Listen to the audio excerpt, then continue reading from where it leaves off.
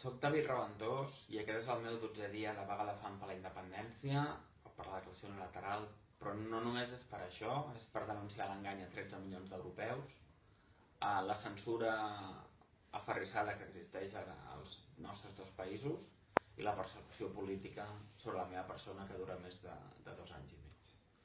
La realitat dura i traumàtica és que Catalunya pateix un cop d'estat silenciós en el qual Espanya controla tots els partits, organitzacions, mitjans de comunicació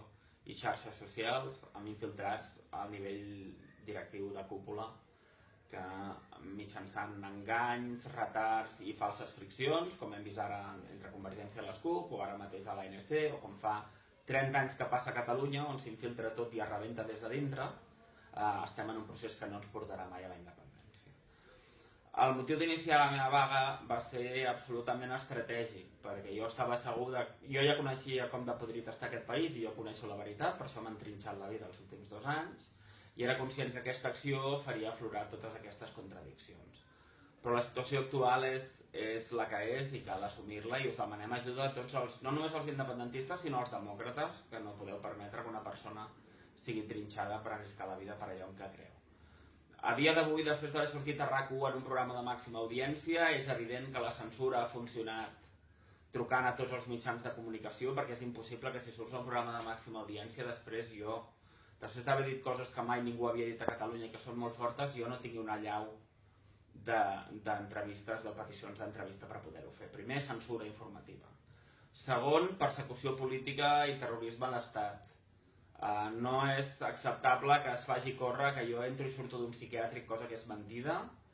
i encara és més greu que això es faci per part d'una persona com Josep Maria Bernat, que és administrador de diversos grups a Facebook, i a sobre que ho faci mencionant o posant com a testimoni d'aquest fet a Paluzie, que entenc només pot ser l'Hisenda Paluzie. Per tant, espero que l'Hisenda Paluzie demandarà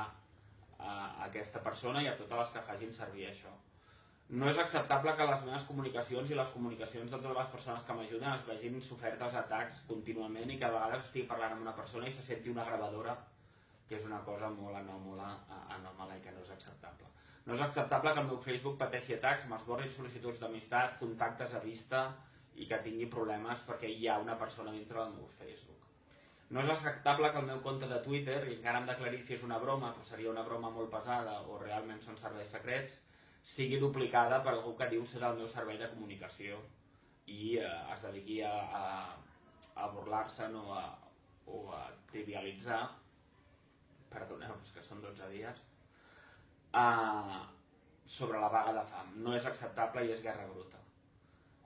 No és acceptable que persones com Jordi Fornes de l'Òptic vagin difamant-me entrant en privats dient que estic boig i explicant-ho molt detalladament i taladrant a les persones que em donen recolzament. Això és delicte i en el seu moment decidiré quines accions he de prendre.